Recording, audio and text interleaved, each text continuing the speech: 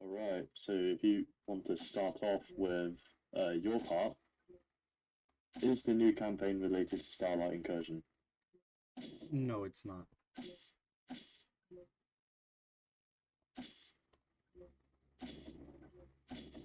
That's it. No, it isn't. It's just not. Yeah, uh, yeah, it was also created by an entirely different person. Me. Yeah, Okay, so, so moving on to what was wrong with Starlight Incursion. There was a lot of wrong things with it, yeah, to mainly be, being unit variety and unit balancing. yeah, to, So in the early stages of development, there were certain issues that cropped up that we had to add workarounds for. This included mechanics for the units that would have made them unique, but were dropped because of being too complicated at the time. and on top of that, There's also the problem of unit balancing, which has become notorious, I must say. But the lack of it or poor unit balancing certainly led to a lot of the backlash that has happened. And with the current patch of Starlight Incursion, I think that's been somewhat remedied now, but it's definitely something we won't be forgetting to include in this campaign. Good balancing. yeah, a lot of the campaign just felt improvised for some reason because you just like went along with the first concept with the game instead of working on different prototypes and iterations. Yes, there was also an issue. It was Starlight Incursion was my first campaign, so I didn't really know how to make one, which ended up in the form of me winging basically everything. So doing whatever I wanted, whatever looked cool at the time. If you take map 5 or map 2. Oh yeah. I mean, I also told you not to go ahead with the like MVPs until you finished it, but you just immediately started working on the final product. Yeah, that's something I've got to maybe sort out someday. Definitely.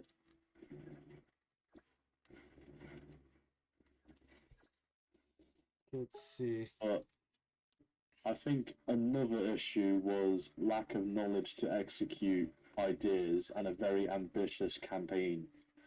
So at the time, I didn't really have much knowledge of the game's code, which led to a lot of workarounds for unique ideas, which would have actually turned out pretty cool if I knew how to do them. So that was another issue that impacted how custom Starlight Incursion could have been. The inspiration for the next campaign we're working on. In terms of inspiration, I really wanted to focus on naval because I felt like it was underdeveloped in terms of the base game and its use in campaigns. So we really wanted to make like a naval focused campaign with ships versus mostly just escorting and providing artillery. And the actual theme used in the game, I wanted to take more gothic styles because that hasn't really been used in the game. So it's going to be a lot more spooky and sinister, but there's also going to definitely be a few parts with more action because uh, I I really don't think we can go full gothic.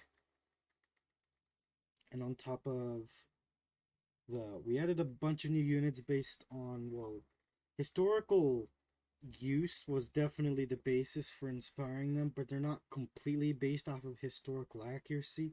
There are a couple in them which are based off of real ships but different. And let's see, we also developed a new skin which I personally want to make player obtainable, but that might not be possible considering there were bugs with the skin when it was used by players in Starlight Incursion. And the models, they're completely unique, made by me, so uh, they're not real, so they're going to look different. Developing the campaign, we hope to improve the naval and naval variety. We also added new framework and balancing, and we hope to inspire or just make more naval campaigns common because naval's kind of underused along with air. And with the update, they kind of just threw a bunch of stuff around. Just wanted to edit on that. The campaign, in its roots, was made by Phonic Stream, but I am the one implementing everything, his ideas, his units. The unit models were originally from a game called From the Depths, and that was first imported into Blender, simplified, and then imported into Looting Combat with this style. Yeah, I was making the maps, but because the map kit I have is just outdated, it won't work, so you had to just go along and using the map as basis, make an entirely new map. Yeah, that was definitely something setting it back, I must say. So what can be expected in the new campaign we are developing? First of all, there's going to be new naval units, naval variety and mechanics. A new concept is being developed for naval gameplay, which will be utilized heavily by AI, and we hope the player base can learn it throughout the campaign and then apply it. Yeah, we also wish that the units could be made player obtainable, but again, that's not really our decision, that's the head developer's decision. So if you want to see it, you just gotta tell the developers that you support it, and if they see there's enough support and they like it, then it might be possible. We also want a new standard to map making. So with how things are going currently with development, I wish to use my skills as a modeler to improve upon the already established solid foundation that is Looting Combat maps. And hopefully, if I can get my head around the code, make custom map changing events that are similar in scale to what you would see in Battlefield 4 as an example. Yeah, like you'd complete an objective and then part of the map would change.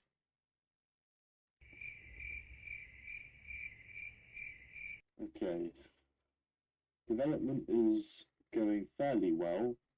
I believe it'll start in early April slash late March. Yeah. And currently, fresh ideas are being developed. Naval has been massively improved. While it's still in prototype phases, it is showing promise. There have been certain obstacles, though, such as core issues considering game code that I just can't get around. Yeah, So some things, yeah, some mechanics, one of the units, although not as many as Starlight, have been reworked. So workarounds had to be developed because sometimes the game's code just cannot handle it. yeah, when we were working on one of the units, like to give it one special mechanic, we had to just completely change the unit, and with that, a bunch of bugs and interesting features showed. And honestly, sometimes we just kept the bugs because they were pretty interesting features, and they could make the unit pretty unique. I'm not gonna go into the specifics, but it's pretty funny seeing bugs just be features because you wouldn't really expect them to be there, but then they turn out that they make the unit better than it was even anticipated to be. Yeah, stuff like that happens. Some Yeah, errors in implementing it. Definitely file size limit on sending stuff through Discord. Sometimes, well, Google Drives had to be used. oh yeah, I mean, And Google Drive is pretty easy to use. It's yeah, not that big of an issue. from the depths of vehicles, which also not really a fault of your part, but really just from the depths Yeah, code, because it because will they just turned out to have be the entire 8 ship. million triangles. Yeah, it would just have the entire ship, including the insides, completely modeled out, and that would just be really insane to handle on a tiny computer. Well, mine's industry grade, but that, come on, it's a fairly affordable version. so it still struggled to run. You even crashed my computer once or twice. Okay. I've never had Blender crash because of importing one of those models. Maybe just the version then. But Roblox Studio occasionally also shut down, didn't work due to server issues, so some work was also occasionally lost. Ouch. Yeah, that happens. That's Some why you should always save. some processes had to also be manually done, which took up a lot of time and effort. Yeah, that's about it. Yeah, I really hope the game's code becomes more flexible and adaptable in the future, but Okay, so as a player, you can actually do a lot to help with us. honestly, You can do it by just asking. encourage the devs to make our stuff player and obtainable. Encourage. Don't worry, I will. I will. We say the word encourage, and that is very important that you know that. That we say Yeah, don't go sending encourage. death threats to random developers too. Or ask. Ask them politely. Like, I wouldn't want my team to be harassed with certain comments about having the skin available to players. So Honestly, I think ask it would be pretty kindly. funny if I got the skin exclusively. Yeah, because it's your models. Like, it's the least I can do. Let's see, suggestions, questions, they're welcome. I don't want to release the campaign onto the test server, mostly for two reasons. It's kind of gonna distract from the final product, and it's probably just gonna hurt the campaign because in the testing server, it's mostly like still in the prototype phase. So people are just gonna finish it there and then just not care about it when it's released. Uh, I mean, yeah, I haven't really played the final product of the campaign we made, but we do plan to have developers or just testers join once we finish the one of the final iterations to test it. Then we're gonna make another iteration based off of their feedback. That's about how it will work. So a much more finished version will be expected by the end of next month, June. So currently it's the start of May.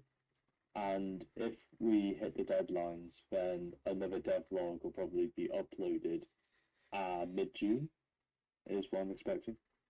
Yeah, and let's see.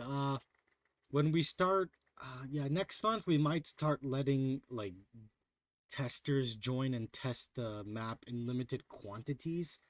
I kind of want to introduce like some sort of policy, like we have to wait like a week or two before we finalize and actually publish the map. So that way it gives time to actually consider and think about the changes we made rather than just releasing it and then have one of the changes we made last minute screw it over. Definitely something to learn from Starlight, that's for sure. And yeah, we also really wouldn't want to pull a cyberpunk, so we're definitely going to be taking our time. If an issue comes up, we are not going to hesitate to delay the campaign. If an upcoming update threatens to like rush the development of the campaign, we're not going to care about that. We're going to wait until the next update. So it's possible that this campaign might not even be featured in the next update. A bit passive aggressive, but alright. Like the tone of your voice. I mean, honestly, like let's just take our time with this one. There's no reason to rush it.